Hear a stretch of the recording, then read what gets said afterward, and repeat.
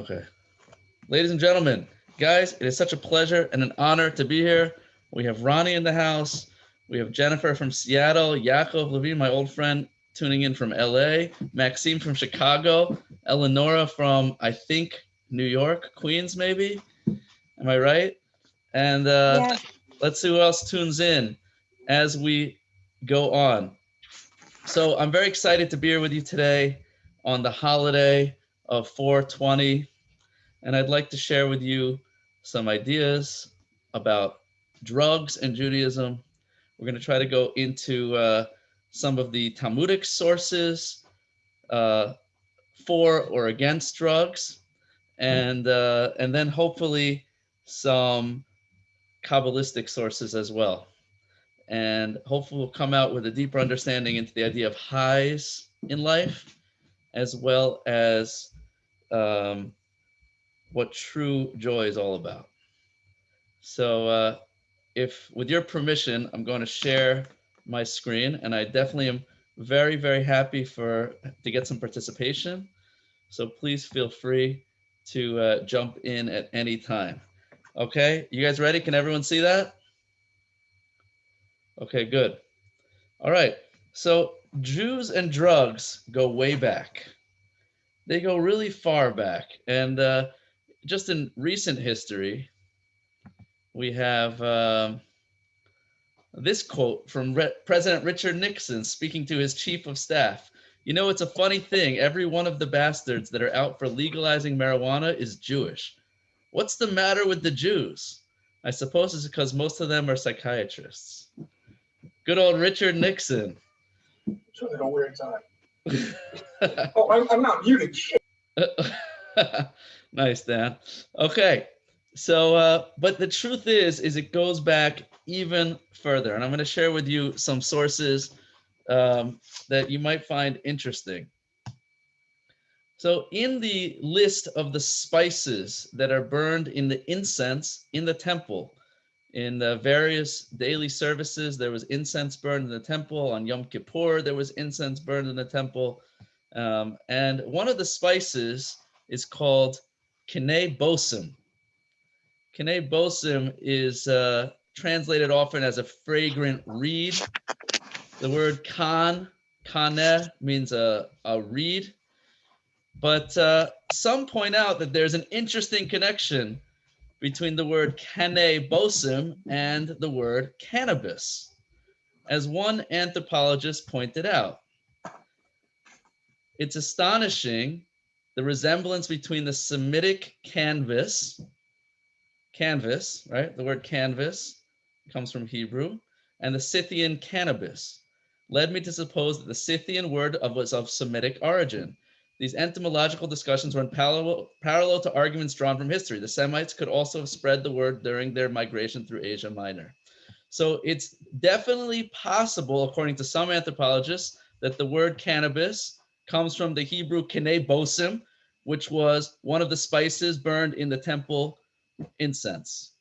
But certainly the word canvas is used frequently throughout the Talmud to refer to canvas, like the material canvas was used for instead of linen, because linen hadn't yet been figured out for a while. In Babylonian times, we started to use linen, but before that, canvas was the material of choice for many, many different textile purposes. But there have been some archaeological evidence that cannabis, that marijuana was utilized in ancient times in Israel. There was some found in an old Jewish temple, many thousand-year-old Jewish temple predating the Babylonian exile, and there was some found in the fossilized remains of a girl. Possibly it was used for medicinal purposes, but the smoking of hashish and marijuana came from the Americas, because in the Middle East and Europe, smoking things had not really been invented. They used to use it as incense and something called hotboxing. I'm not even sure what that is. What's hotboxing? Anyone? That's where you fill a relatively. He knows what it is. So when you hello, Yeah, we're listening yeah, to you. that's when you fill a very small enclosure, such as the inside of a car, with smoke to the point where anyone inside the small enclosure can consume enough. So hotboxing is like turning your car into a bong, basically. All right, I Imagine get a the idea. sauna, but with smoke. So there was some evidence of the Scythians having done that. And Yaakov, you had a question? Yeah, first I was going to explain hotboxing, but he explained it well. All right, thank you. The smoke filling in close space, but canvas, if I understand, is the material used to be made from hemp. Right, correct. Canvas is hemp. That's You what had said canvas is. Yes. Sorry, I didn't explain that. All right, let's continue and see what other sources we have to share with you today. So the Code of Jewish Law. According to the Code of Jewish Law, one should make the wick for Shabbos candles from something, a material that the wick itself burns nicely. For example, flax, cotton, or canvas. Again, hemp rope. And according to one of the famous commentaries on the Code of Jewish Law, it is actually the best material to make your Shabbos candles out of. Hemp. You're going to have a really lit Shabbos if you start Shabbos off with burning some hemp in your living room. So gives a whole new meaning to the idea of Shabbos candles, lighting up your Shabbos. All right. So I can tell you're a dad from these jokes. moving right along. Moving right along. Okay, here's a great one. Yaakov likes this next one. In Hebrew, the word for smoke is the word ashan or ashen. And it's actually a very Kabbalistic word because it's the acronym for three Hebrew words, Olam, Shana, Nefesh, which is the three dimensions of reality. Olam is world, Shana is year, time, and Nefesh is soul. Those are the three dimensions. There's an interface in all things between world, uh, time, and soul. For example, Yom Kippur, which we just spoke about, is the holiest day of the year in time. The temple in Jerusalem, and specifically a specific place in the temple, is the holiest place in space, and the high priest is the holiest person in soul. So that's the word smoke in Hebrew. But as we know, every letter in Hebrew has a numerical value. So if you add up the numerical value of the word Ashan, ayin is 70, shin is 300, and nun is 50. 70, 300 plus 50 equals, you guessed it, 420. Coincidence? I don't think so. So let's talk about a little bit what Judaism says about weed. And so to quote Rabbi Moshe Feinstein, one of the greatest halachic Jewish legal authorities of the past century, writes that marijuana is obviously forbidden, and he's writing probably in the 1960s, 70s, my guess is. Um, it is obviously forbidden as it violates many basic laws of our Torah. Don't get nervous, guys. Okay, please don't get nervous. I'm just sharing ideas with you. Okay, I'm not telling you to change your lifestyle. We don't preach, we don't enforce, we don't believe in pressure here. So just listen and learn. First of all, it physically injures a person, and according to Torah law, you're not allowed to do something that's dangerous for your body. Even if there are people who are not physically affected by this, it mentally affects a person and destroys his mind and prevents him from understanding things properly. So there's two issues. One is that it burns brain cells. And two, in the time that you are under the influence, you don't have the ability to concentrate. And Judaism is all about mindfulness about every moment in life. And it's very hard to do mitzvahs properly when you're under the influence of any substance. And this is a terrible thing, since not only can the individual not properly study Torah, he can also not pray and properly perform mitzvahs, since doing them mindlessly is considered as if they were not done at all. There are rabbis who I know in our times, I happen to know one of them personally, who refuse painkillers, Novocaine, or anything like that when undergoing surgery, because they don't want to dull their mind, even for a moment. And I happen to know a rabbi in Israel who had to undergo a very complicated dental surgery, something like a root canal, and he refused pain medicine. And he went into like a kind of like a meditative trance, thinking about something deeply, and he went through the surgery without any pain. And there are numerous stories of rabbis who have done that throughout time. It's the ability to transcend mind over matter, right? So and there are people that won't do it because they don't want to lose a moment of their ability to concentrate and focus on what's real and what matters, to learn Torah and to focus on gratitude and reality. But we'll continue to discuss this a little bit further. Furthermore, he's creating within himself a very strong desire, i.e., an addiction, as well as a desire for physical things, right? Munchies, i.e., munchies. There are many that cannot control and withstand that desire, and it could lead to other things. So just to summarize, the halachic, the Jewish legalistic perspective, which again, we are not here to really discuss in depth, and we're not telling anyone what to do. So don't throw away your pipe. You got to make your own decisions. Talk to your local Orthodox rabbi to discuss what you should do, practically speaking. But number one is it could be addictive. And there are studies that show that marijuana is actually maybe not addictive, but it could form a dependency. It could be harmful for your body, and that would include alcohol and cigarettes would be included in that prohibition. It dulls your brain, and again, getting drunk. Although Judaism doesn't have an issue with having a beer here or there, or especially on Shabbos, we start any holy thing with a glass of wine, a cup of wine. Kiddush, a wedding ceremony has a cup of wine. A bris has a cup of wine, and we do make l'chaims on Shabbos. That's shots. But to get to the point of being drunk, meaning where you're actually in an altered state of consciousness, so there's only one day a year that we do that, and that's on Purim, and then it is a mitzvah to become blackout drunk. But you got to hang out with me on Purim to learn more about that. Additionally, it increases physical urges, which we're trying to control as according to spirituality. We're trying to get control of our body, not have our body control us. And when a person has the munchies or is under the influence, they notice that they're unable to control many of their physical desires. They become more physical, and it could also be a gateway to other drugs.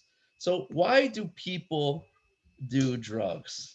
And this is the participatory part. And you guys on Facebook, feel free to chat in as well. Why would someone do drugs? Tell me some of the reasons why you do drugs. I'm just taking it as an assumption, because, let's face it, legalization is here. It's a new time period. And although Rabbi Moshe Feinstein was writing many years ago, and I don't believe there's a new perspective in Jewish law, there could be some differences now that it's legal. And one of the main reasons that I forgot to mention is that according to Judaism, you have to follow the law of the land.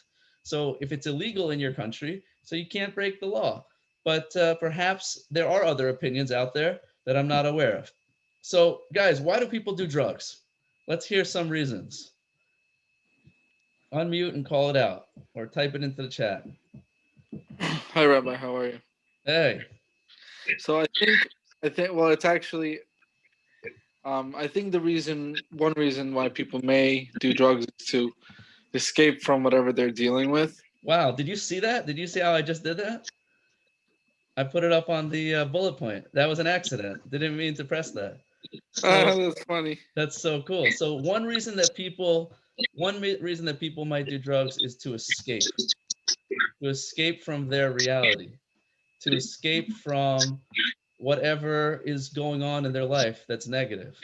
And that certainly is a primary reason why people do drugs, to heal their pain. That's for sure. All right.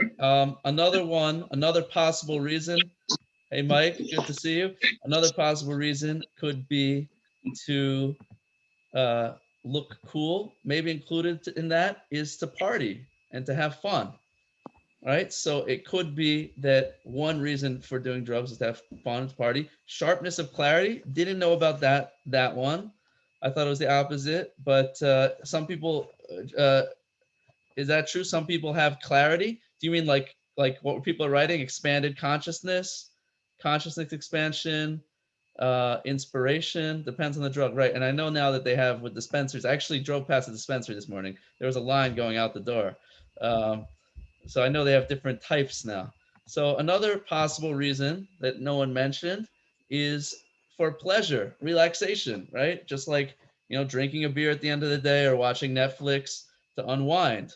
That's probably a pretty common reason why people do drugs, especially weed. And finally, as some of you mentioned, is for spiritual experience, expanded consciousness. And that is the one we're going to focus on most tonight. We're going to discuss that reason in depth. So I want to share with you how I got into this topic specifically. Took place about 6 years ago. I happened to open up a copy of the National Geographic cover that you're seeing over here, entitled Weed, the New Science of Marijuana.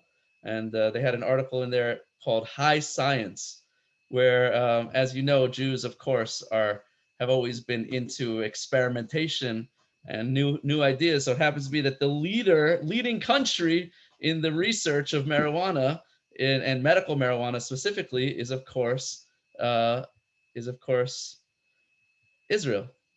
So um, at the forefront is a Dr. Rafal Meshulam, who's a Bulgarian Jew who moved to Israel, became a professor of biochemistry at Hebrew University, and he is known as the father of cannabis research. He started researching weed in 1965, and he just had his 90th birthday, I believe. And he's still going strong. So it must be all that experiments that he was doing kept him good, helped him healthy. So I read the following quote in the National Geographic, which really boiled my blood. Said Rafal Meshulam was the first scientist to isolate the active ingredient of weed that's known as THC, tetrahydrocannabinol or something like that, and he also isolated the receptor in the brain that responds to weed, and that is known. He named it anandamide. And he writes in the National Geographic, I named it anandamide after the Sanskrit word ananda, which means supreme joy. And as I read that, I thought, that's weird. He's Jewish. Why didn't he give it a Hebrew name? How cool would that be if we'd had a Hebrew name associated with it? And then the National Geographic beat me to it. And they asked him, Doctor, why didn't you give it a Hebrew name for joy? And responded the good doctor, in Hebrew, there are not so many words for happiness. Jews don't like being happy. And this boiled my blood.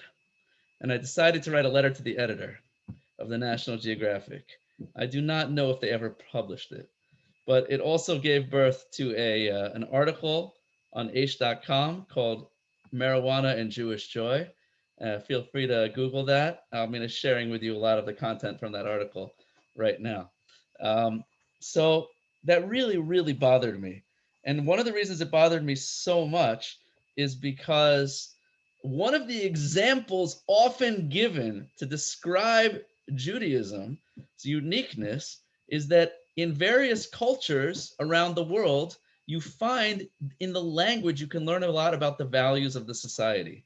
And one of the examples often given is the Inuit. The Eskimos have like over 10 words for snow because they live in snow. That's like they're experts in snow. There's soft snow, there's hard snow, there's runny snow, there's icy snow, right? There's all sorts of different types of snow because they live in it. They live and breathe it. So too the Bedouins who live in the desert in Israel and throughout the Middle East, they have over 10 words for sand.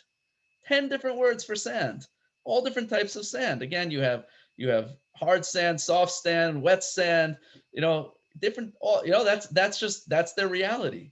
So it happens to be that Dr. Meshulam, although he knows a lot about weed, he does not know a lot about the Hebrew language or about Judaism, because it happens to be that in Hebrew is often described as a language of joy, because in Judaism, joy is the number one value. And there happen to be at least 10 different words for joy in Hebrew. And I'll share with you just a few of them here. All right, we have Simcha, Sason, Rina, Gila, Chedva, Ditza, Tzahala, Osha, Ora, and I'm even missing a few.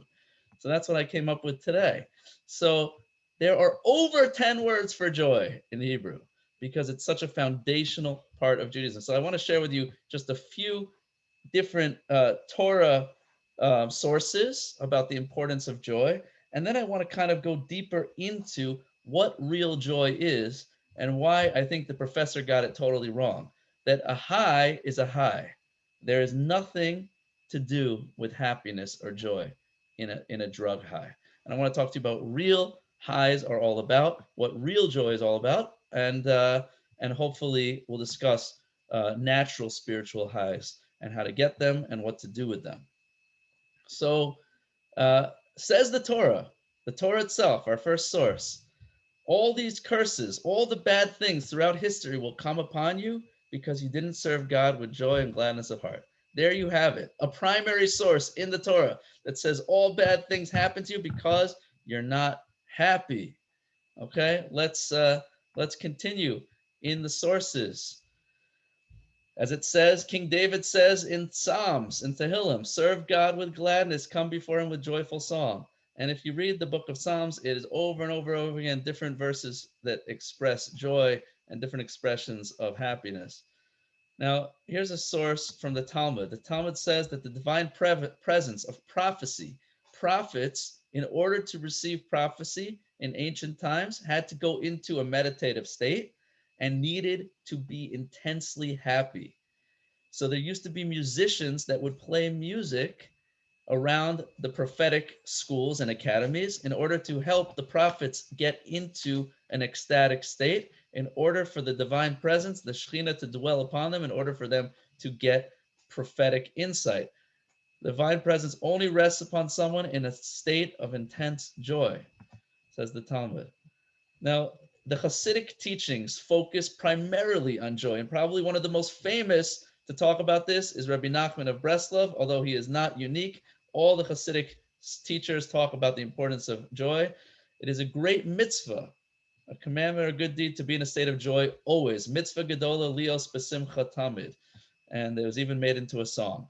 So super, super important to be happy always. And the Hasidic masters actually say, another Hasidic master, Rabbi Aaron of Karlin, says, who my son is named after, says that there's one thing that is not a sin, but it leads to all other sins, and that's sadness. So sadness is the opening to all bad things in life. So we have to learn how to overcome that. And now I want to share with you a modern source. This source comes from Professor Tal Ben Shachar, who was the professor of Harvard professor of positive psychology, who taught the most popular course in Harvard history called Positive Psychology 1504. It was over flooding with over 1,000 students every semester. And he recently moved back to Israel. And he made a couple of movies that you can find online about why he thinks Israel is the best country in the world, why he moved back to Israel, and why the happiness rating in Israel is higher than most countries in the world. They do studies like this, the Pew study or whatever, that found out that Israel has a happiness rating higher than most other countries in the world. And so he says as follows: many of the ideas discovered by modern psychologists had actually been present for thousands of years in traditional Jewish sources. I can tell you that for personal experience, having gotten my master's in social work and learned a little bit of positive psychology, it is all in the Talmud and Jewish sources. So we've been saying these things for thousands of years.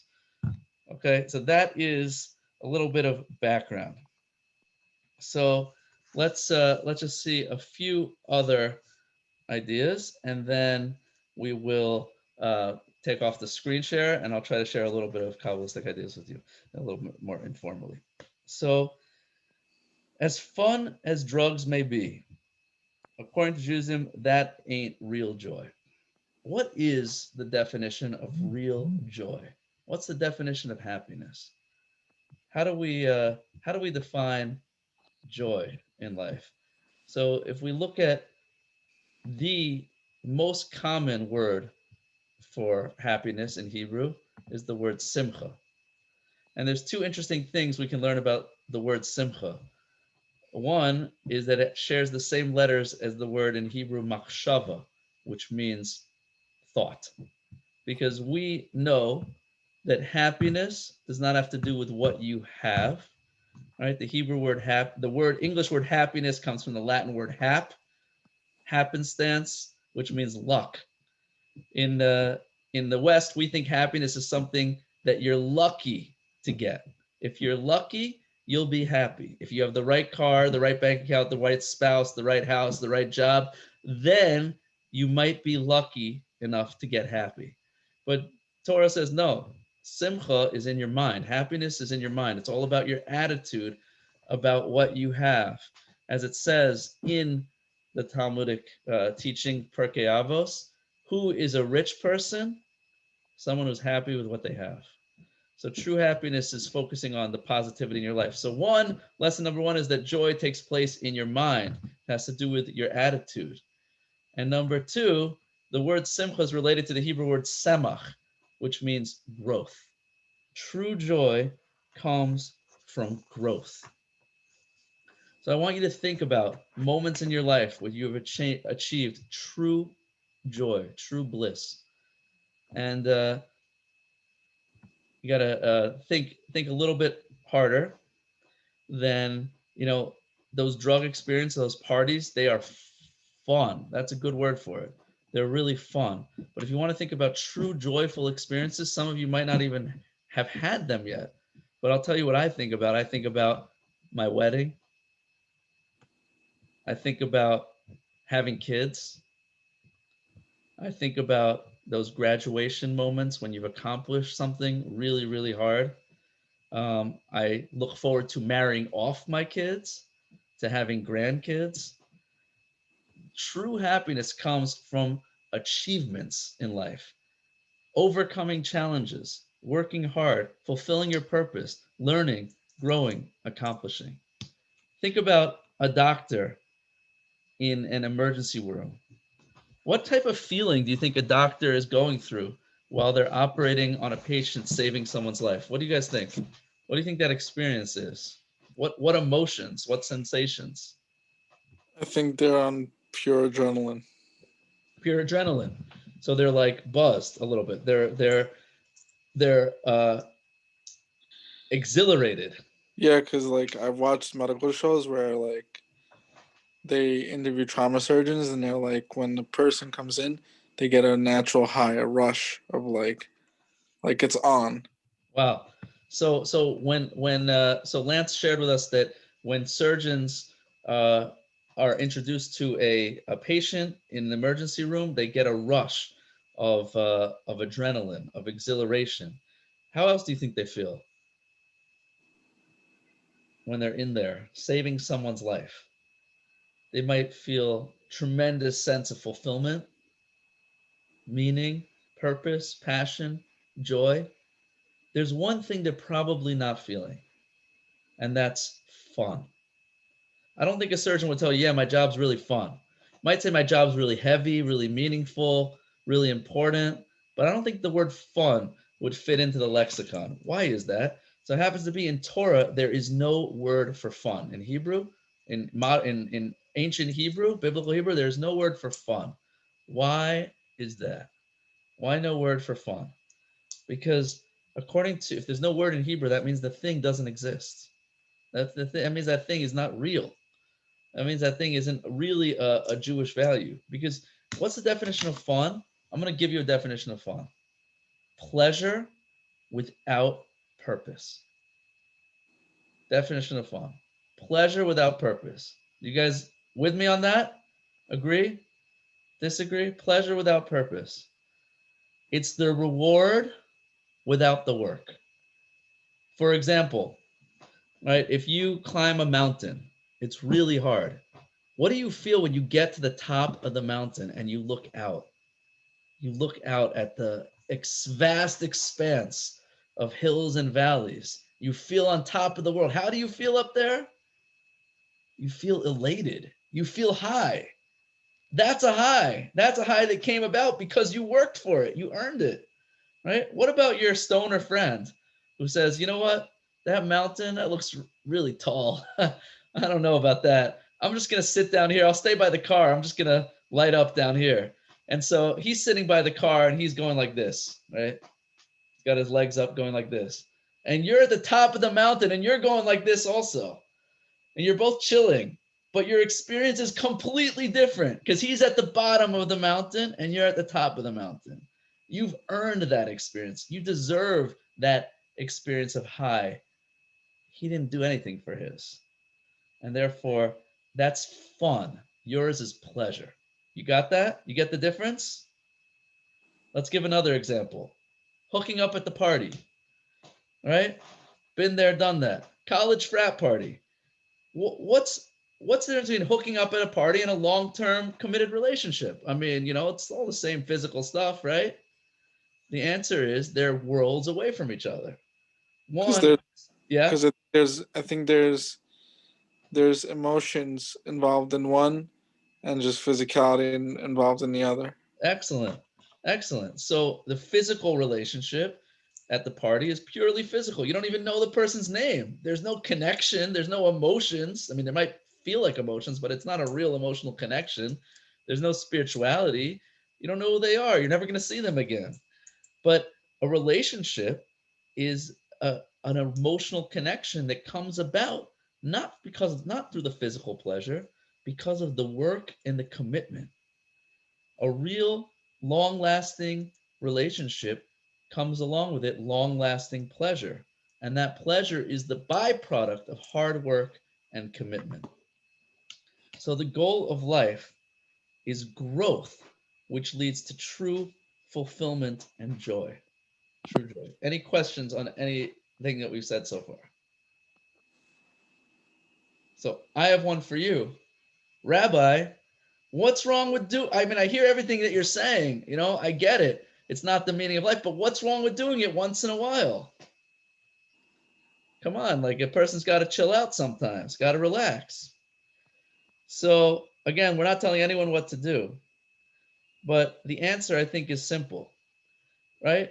That when you find true meaning in life, when you find true purpose, you want to focus on what's real. Once you discover real relationship, once you realize that true long-term committed relationship is really the most pleasurable thing you'll ever have in life, so why waste your time at the party or at the clubs or at the bar? Once you realize that what true highs are all about, so you don't need to waste your time on an artificial high. And I'll talk to you in a moment about what real highs, real spiritual highs are all about. When it comes to taking a break and relaxing, so just don't delude yourself into thinking that that's really what's important in life. Oftentimes we mistake the entertainment moments, and this is a big Western value thing here, that the meaning of life is to make enough money that you can chill out for the rest of your life. You ever think about that? Make enough money that you can chill out on the beach, on a hammock, and never have to work a day again in your life. So Judaism says that is absolutely false. That is not the meaning of life. The meaning of life is to work. The meaning of life is to achieve and to accomplish. You need moments of vacation to get your energy back to go back to work. On the contrary, in the Western world, it's that we work in order to get the vacation. We work 9-to-5 job that we hate in order to enjoy the weekend blackout drunk, right? Or we work 355 days a year in order to get 10 days blackout something on the beach, right? So Judaism says no, that's the wrong attitude. We're not working for the vacation. We're vacationing in order to work on what really matters in life. You can tell a lot about a society by their drugs of choice. What are the two most popular drugs of choice in America? Probably in the whole world today. Caffeine and alcohol. Caffeine and alcohol. Caffeine to get you through a 9-to-5 job you hate, and alcohol to help you forget about it on the weekend. So that's really the wrong approach. We should love our life. I always tell people, I did a whole series on work-life balance and finding your purpose. And one of my lines is that Confucius says, find a job you love and never work a day in your life. And Rabbi G says, Confucius is wrong. You don't need to find a job you love. Find a life you love. And even a job that you don't love becomes meaningful if you love your life. Got that? Okay.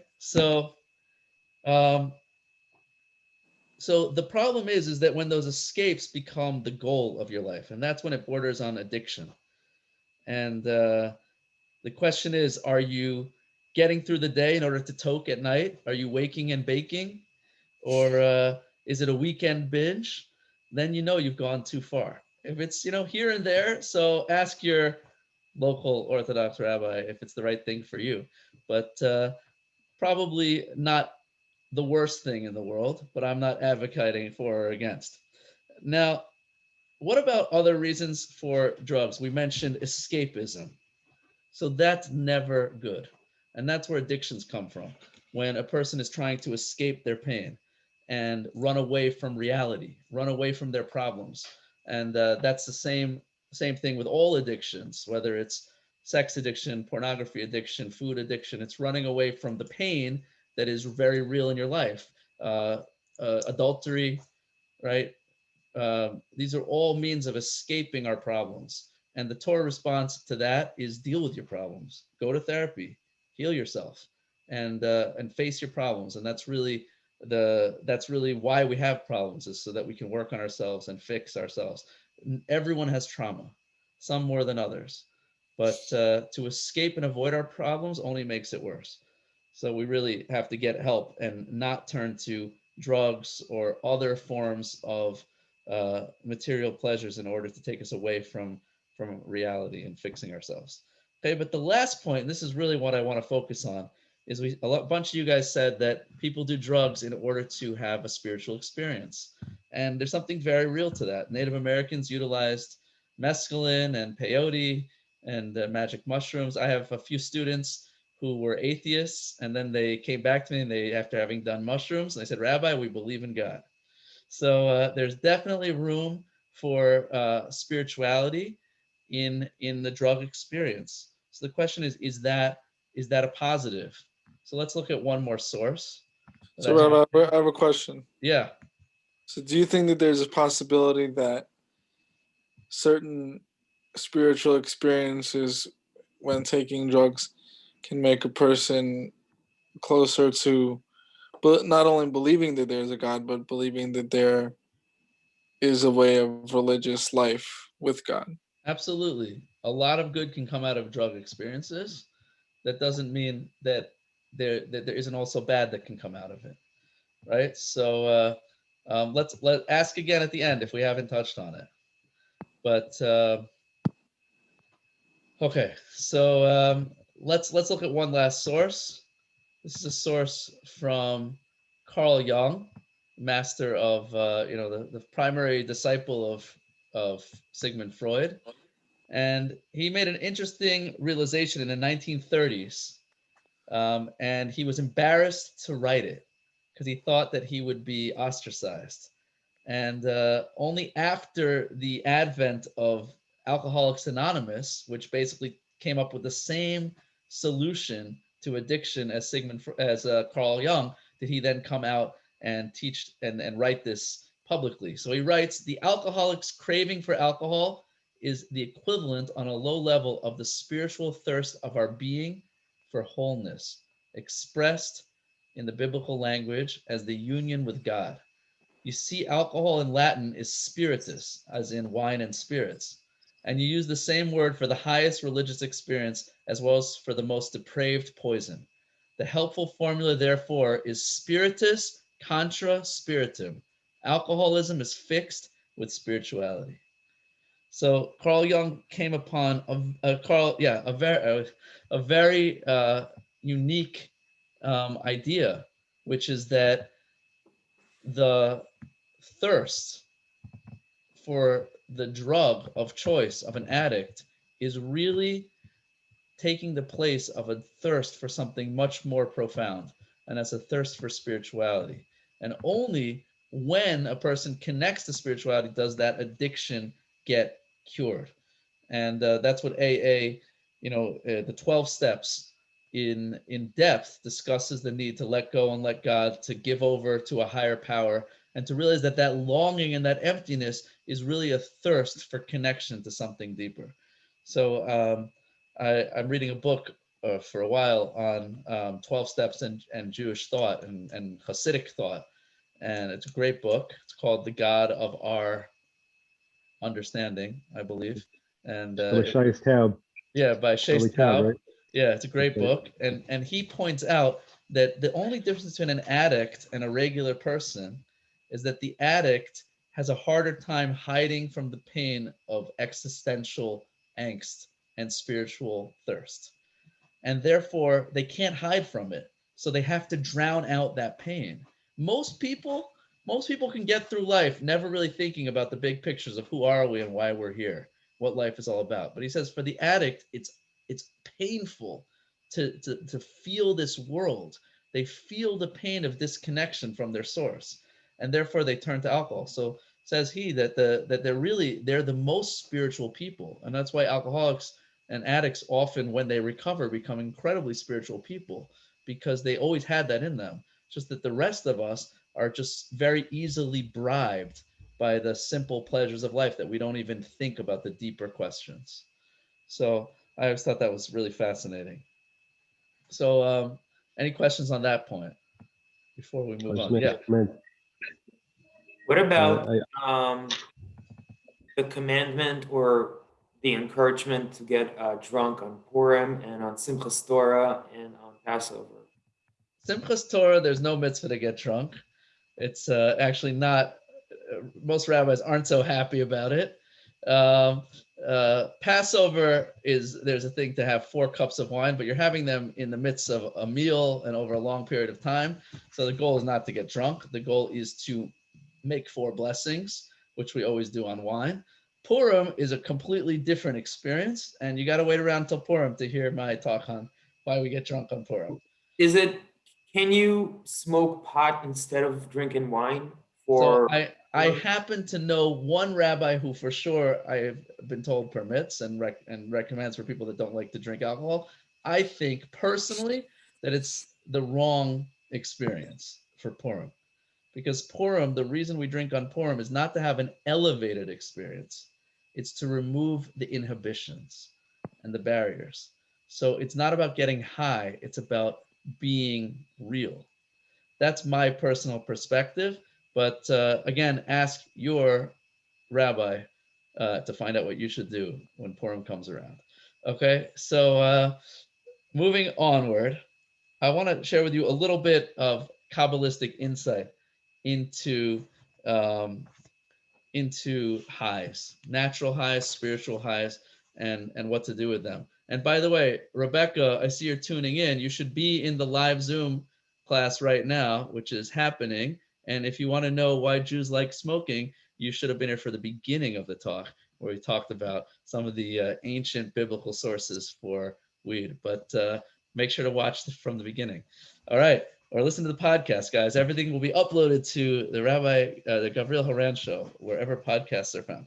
Okay, so what does Judaism say about drugs as a means of spiritual connection?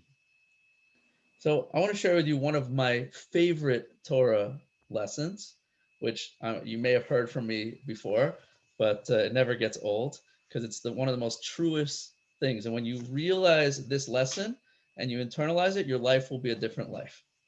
So the Torah says that every experience in life has 3 phases. Every experience.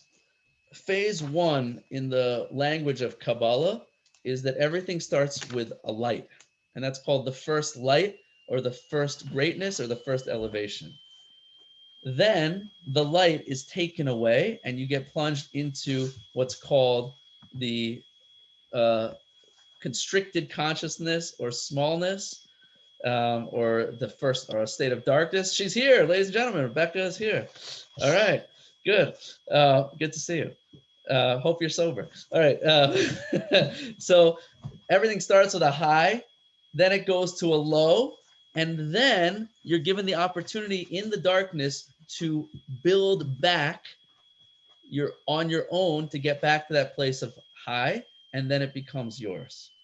Okay, and that's called the godless sheni, or the second light, or the second elevation, or second greatness. So everything starts with a free high, then the high is taken away, and then you have to earn it. And that's the paradigm of Judaism. And the explanation is that free gifts don't last. Free gifts don't last. So therefore, the things that are real in life have to be earned. So every experience starts out with a free gift of inspiration that you have to earn, and it's taken away. You're left in the darkness. You have to earn it back on your own. It becomes part of you, and then it's yours forever. And the process begins again. I call these two stages inspiration and integration. The problem is that most people, when the inspiration leaves, what do? They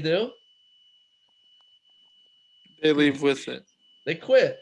They quit. So there's something called love at first sight, right? Or beginner's luck. You have someone that Rabbi, this happens to me so many times when I was on college campus. Rabbi, I'm in love. I met the girl of my dreams. It's amazing. We complete each other's sentences. We like the same ice cream flavors. We listen to the same music. That's about all we have in common, but it's great, right? And then inevitably 2 weeks later, a few months later, they come back and they're like, Rabbi, it's over. We lost the spark. And the reason for that is because that spark is actually a biochemical experience. It's a release of endorphins that come about from a desire to procreate. It's a psychological experience, a physical sensation. And psychologically speaking, that sensation cannot last more than 2 years. You get used to it and it goes away. And at that point, most people think, oh, I guess it was the wrong one, and they break up. And the classic example is when you see someone from across the room and the music starts playing and the wind starts blowing and suddenly everyone else disappears, and it's like you have that love at first sight experience, and then you talk to each other and you realize, oh, like there's nothing else there besides their looks.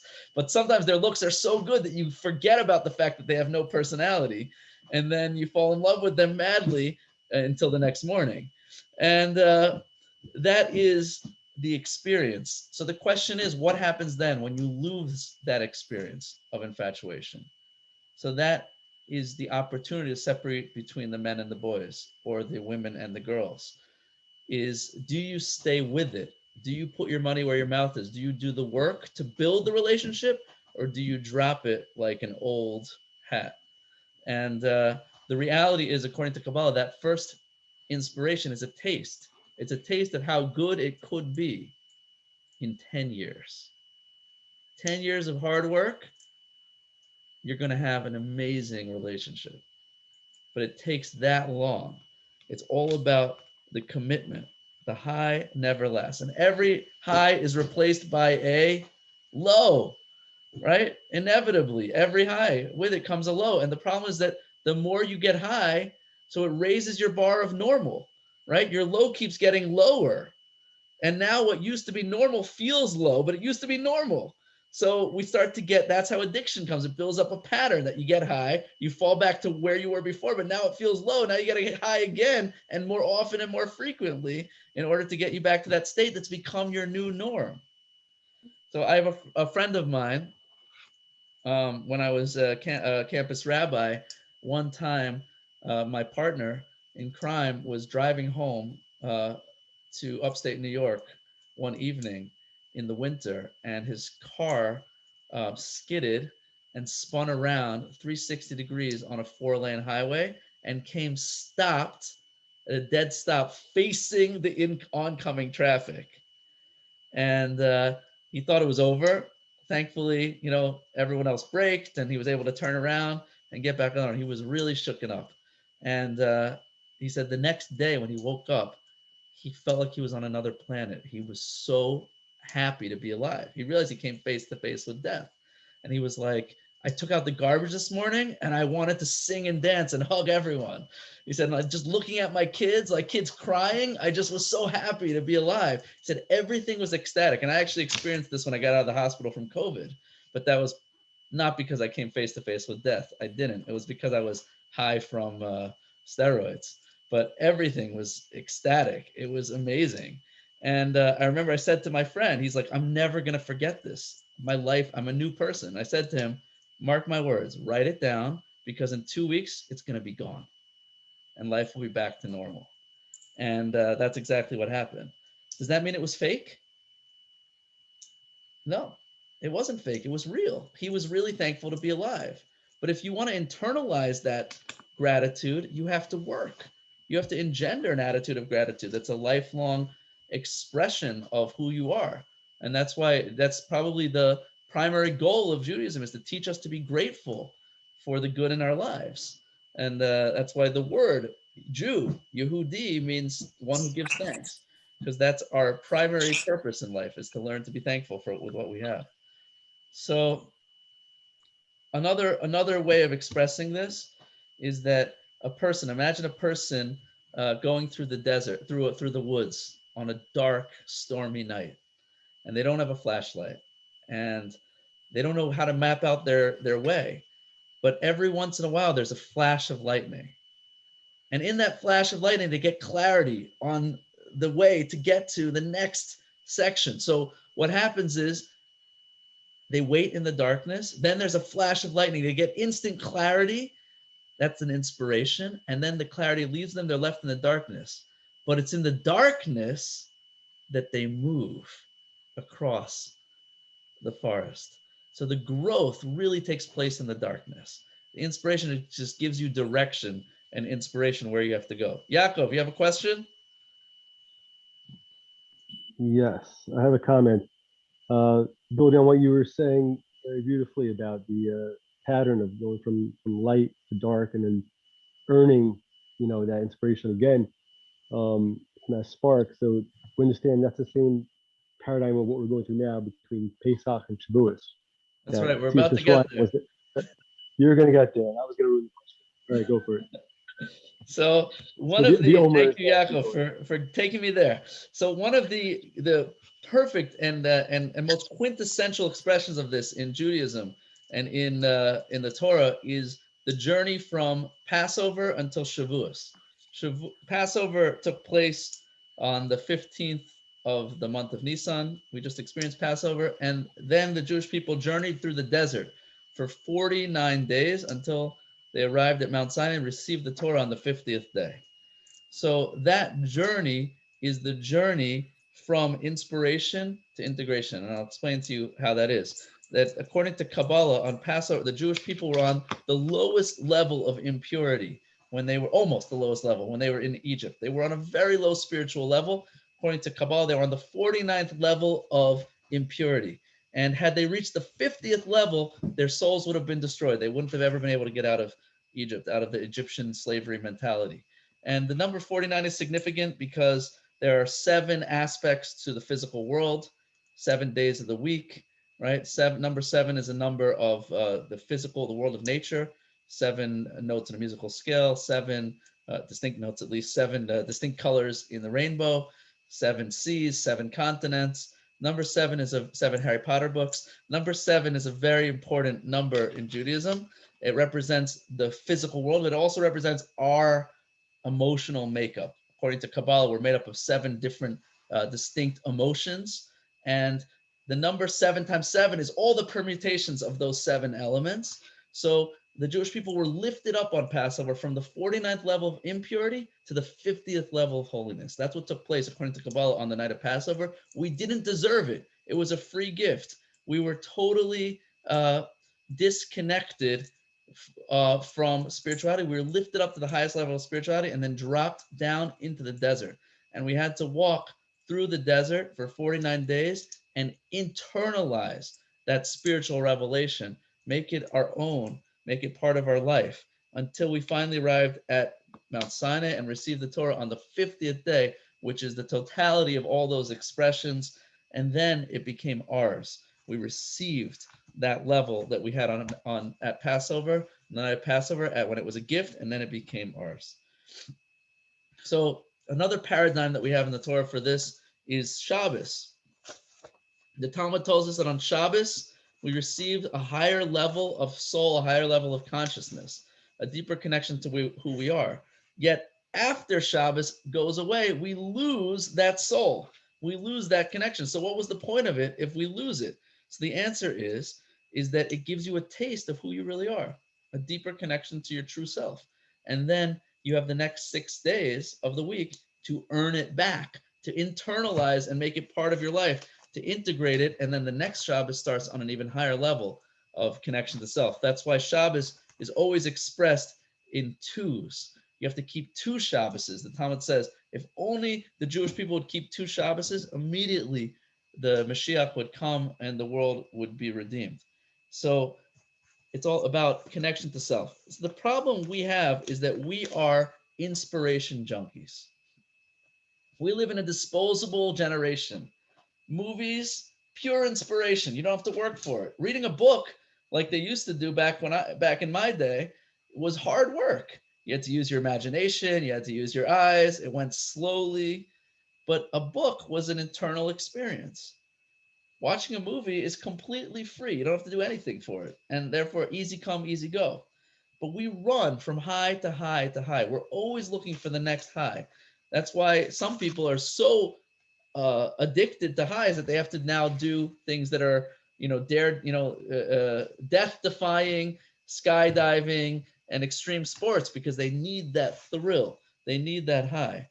But the problem is, I've led a lot of trips to Israel, and I think the birthright experience, the traveling, touring experience is pure inspiration. You are in a different world when you go on a trip to Israel. It's unbelievable. You're picked up, you're inspired, but it's kind of like summer camp.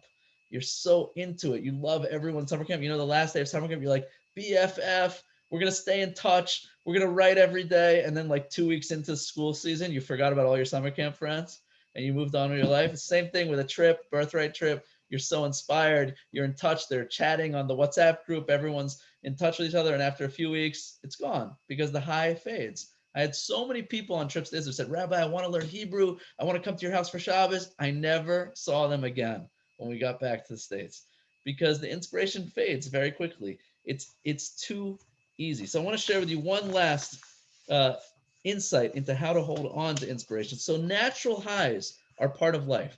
There are moments, milestone moments where you will be inspired and high, meaning the graduations, the weddings, the childbirths, right? There are moments of natural high. There are the holidays. Jewish holidays are built upon inspiration, studying about the holidays, being naturally inspired by what's going on. And then there are natural highs, going on a hike or just moments. Some days you wake up and you're just inspired, or you accomplish something fantastic and you're coasting. So how do we harness those experiences? How do we hold on to them? So one of the great Hasidic masters gives the following, the Kedushas Levi gives the following metaphor. He says, inspiration is like a soul. It's like a soul. And what does a soul need in order to live in this world? What does a soul need? Needs a body. Needs a body.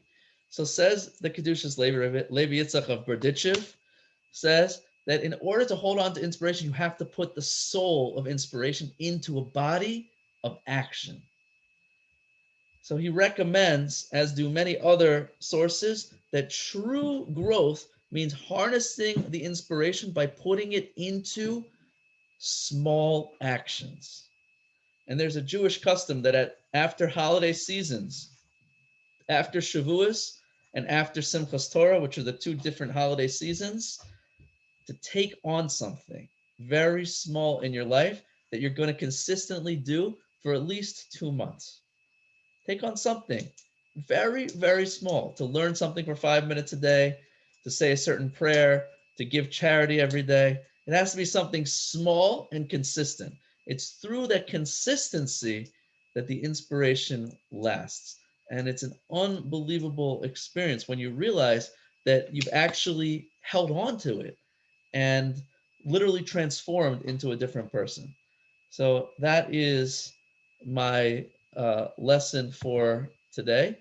And I think that if we can internalize this lesson of natural highs and learning how to hold on to inspiration, how to internalize inspiration, how to not quit when the going gets tough, and that's going to truly lead to a lifetime of inspiration, growth, and most importantly, joy. And true joy is the byproduct of our effort and our commitment. So, questions, comments? Let me hear from you guys. Insults? Yeah, I do have a comment. Hello. Yes. Yes. So, well, I am also among those that had a very intense experience with psychoactive mushrooms. Uh, and I mean, I had a friend who was very experienced with psychedelic substances, so I agreed to consume it with him because he is able to prevent anything bad things from happening. And of course, I was reading